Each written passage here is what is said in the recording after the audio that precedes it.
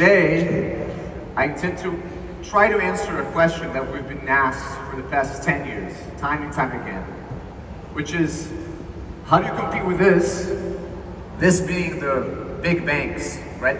Some of the largest, most powerful, richest organizations in the world, starting from here. This is NUBANK's first office in 2014, and it looks a little bit like this inside. So, step one,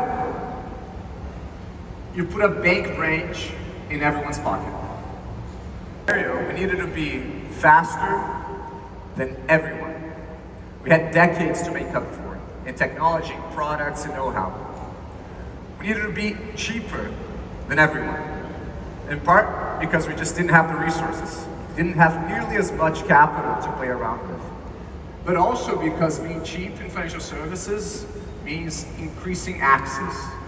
There are people that just get priced out of products, and being able to operate in a low cost base allows us to bank the unbanked at scale. And complexity leads to several processes and committees and a bunch of people, and we didn't have the time, the capital to do that. But also, financial services is incredibly complex, and if it could be simple from a product perspective, it would be a point of competitive differentiation. It would reduce the anxiety of banking with data and with design. These really high leverage tools. Distribution in financial services, you need to build a physical bank branch everywhere in the country. Mobile could potentially bring it to everyone in their pocket. And it was about the time that mobile was becoming much more popular, that data plans were becoming much more affordable, and that was becoming part of everyone's day-to-day life beyond just calling someone and things like that. And the cloud. So not just the cloud, but Dockerization on top of the cloud as well. If before we needed large investments in capital expenditure to have large data centers and specialized labor to set something up in banking, the cloud allowed us to not just get started much faster, but to reach scale way faster with much more power. So organization around these principles. And one key thing was around continuous delivery. To just time and time again, deliver software to production quickly and iterate very fast so we could adapt, learn, and be better each time. Happens with rigorous testing, incident management protocols. You only drive fast in the highway because you trust your car's brakes. You only move fast in financial services if you trust the safety in the systems that you build. So for us, safety is a mechanism of speed. So it's these principles that allows us to go from one product, 0 customers in 2014, to taking us about 4 years to launch our second product, but then now, over a span of 10 years, getting to over 90 million customers and dozens and dozens of products. And that's actually a subset of products that we offer. So people talk about, oh, startups are much faster. As a company, we believe that we're getting faster and faster each year. We're getting more and more leverage each year. So we're fighting this organizational aging time and time again. One deployment every 3 minutes. So since I started talking, NUBANK systems changed twice. We have hundreds of thousands of tests, over 1,800 services, and we have a cost to serve 85% lower than incumbents, and over 94 million customers currently. More and more you think that that's not enough. People still live highly unoptimized financial lives. They're complex, they're difficult. So for us, it's not just about anymore providing access, it's about support, confidence. So step 2, how to compete. It's time to put the private banker in everyone's pocket. So a private banker is someone who is fully dedicated to managing someone's personal finances. They'll help you with investing, with managing your finances, paying your taxes, things like that. Provide a skill set, and because of that, it's a type of service that's only reserved to the very wealthy, for now. Because we had 2 platform shifts helping us at the beginning, there's another platform shift happening right now, which is AI. And the same way that being mobile first wasn't just about having an app. You needed to redesign how you build products to really leverage mobile.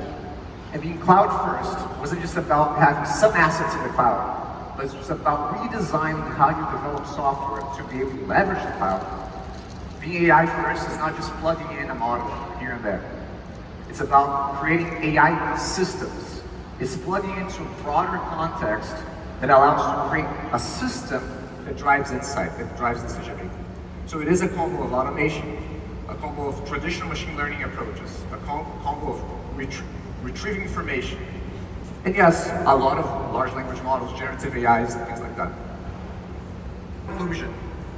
In the time span of a year, we have over 5 million customers getting their first credit product with NUBANK. Cost of risk. On average, we're 50% lower than the industry. And then interest rates. On average, we're 5% lower than the industry. But more importantly than that, oftentimes, for the products that we see operate, we have the lowest interest rate. So that's a combo of expanding access while reducing risk and while reducing the cost of credit to people. Be transformational for the entire country, for a set of people can have a much better, healthier relationship with credit and with money. Petabytes of data. That's peta with a P. It's about 600 ChatGPT worth of data each day. It's crucial. So we use several models to score every potential risk event that happens in someone's interaction with us. This is about 6 billion events that we score through several models, hundreds of features, to see whether it's a risky behavior or not. And that leads to over billions of reais of prevented losses each year. Billions of reais of people not falling for fraud.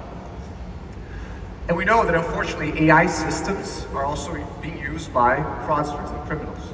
So we put a lot of work in investment on liveness checks, face recognition, and more proprietary work on identifying pixel manipulation, identifying deepfakes. And that's something that we need to keep iterating because it's going to be a completely different playing field going forward. And it takes us to have the lowest cost structure on any of the competitors. It's about $1 per month per customer. 40% of our chats get fully resolved without any human in the loop. And you might say, lower cost, higher automation, you must be compromising your quality. And that's quite the opposite. When we look at these dimensions, it's precisely because we leverage technology that we can provide high quality at scale. And that's why we've been rewarded 7 years in a row as the best customer service operation in the categories that we run. Broadly here, but we need to talk about specifically generative AI. And this is one of the tools in our toolkit, in these broad systems, in our workflow. And today I would summarize basically 3 big buckets. One is inbound parsing. Parsing natural language was something that was historically very difficult. To infer intent from a customer is historically very difficult. But now, it's much simpler. Outbound customization.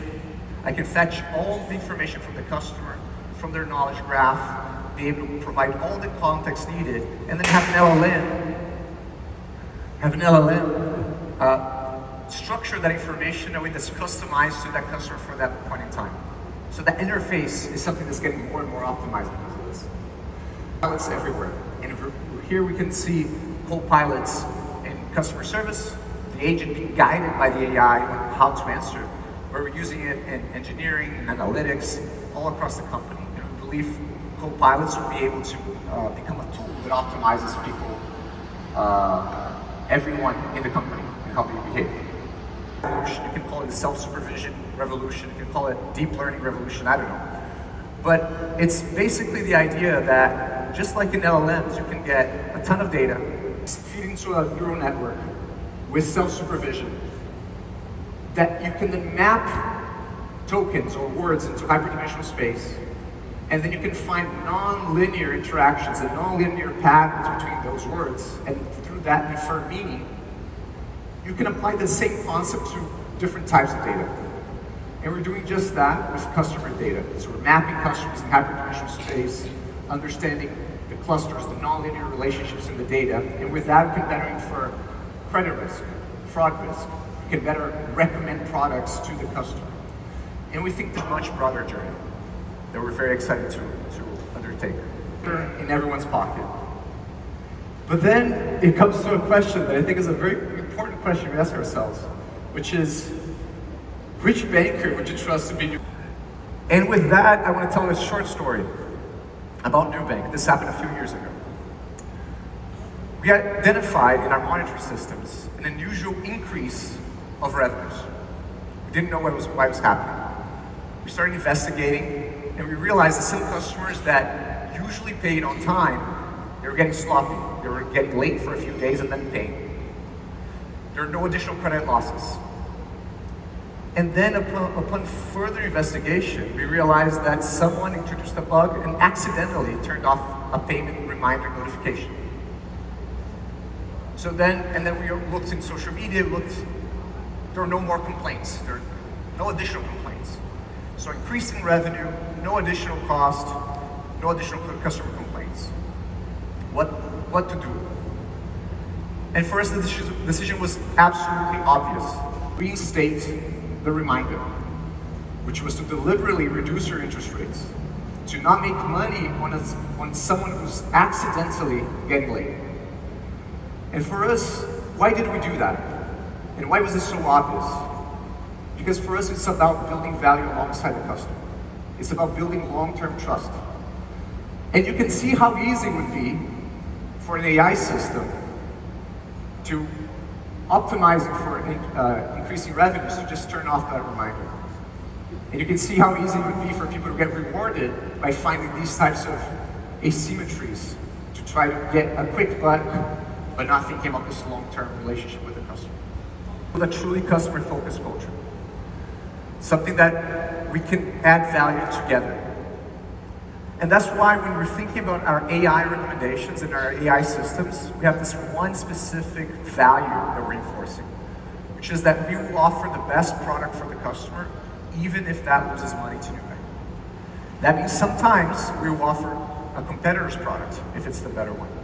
Sometimes we offer products that will cannibalize some of our revenues, if that's the right decision for the customer. So for us, this is crucial because we're building trust for the long term. We're building value alongside the customer. That with open finance, we get to do this beyond the borders of NUBANK. We get to reach into people's other relationships and support them and guide them through them as well. And you can have insights, and these are some of the insights that are already live, which I can say, hey, you're on overdraft and no one told you about. Let me help you, assist you with that. Your money's sitting around here, it's not yielding any interest, it's not being invested. Let me try to support you with that. And these are some just small examples that I believe will be the beginning of this broader co-pilot-like experience in financial services. And we're very excited to have 13 million customers already using our open finance products. And I'm really excited for the roadmap that we have for the next year that will just amplify. Tool of amplification. AI will amplify the culture, the values, the incentive structures in every organization that's building it and using it. Customers are going to be consuming culture. Customers are going to be consuming what's lived day in, day out in every organization. And for us, culture is something that's very important. It's something that was one of the key pillars that we wanted to build a company around. And we invested so much time to build and foster the customer-centric culture. And that's why when we think about what we want to amplify, it is something that we took the time in one of the first weeks when we were in that little house to write in this one little whiteboard, which is our core purpose, to empower people. Thank you.